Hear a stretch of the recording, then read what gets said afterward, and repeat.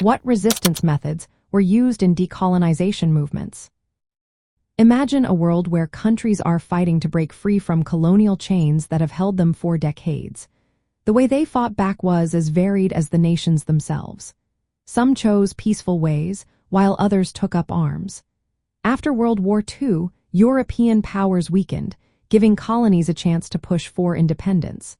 Movements started with peaceful protests and civil disobedience.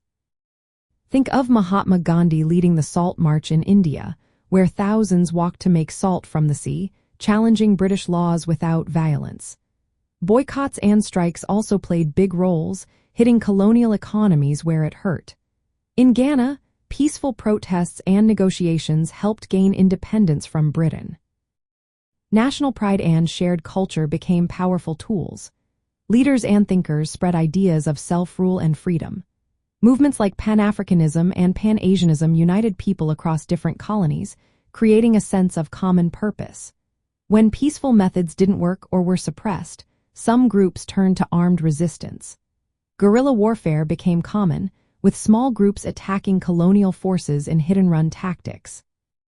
The Algerian National Liberation Front fought a long war against France, using guerrilla tactics to weaken colonial control. In Kenya, the Momo Rebellion involved armed fighters fighting British settlers and soldiers.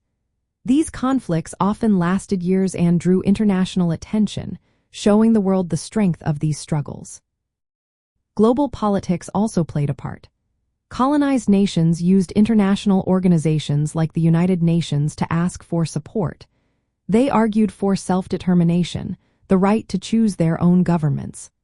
During the Cold War, superpowers like the United States and the Soviet Union supported different sides in these conflicts. Sometimes this support turned decolonization into proxy wars, like in Vietnam, where North Vietnam fought against South Vietnam and its allies. Angola, Mozambique, and other countries also saw external powers backing different factions, making their fights more complicated.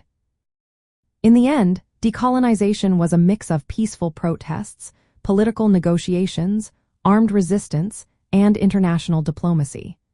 Each movement chose methods suited to their situation, but all aimed to free their nations from colonial rule.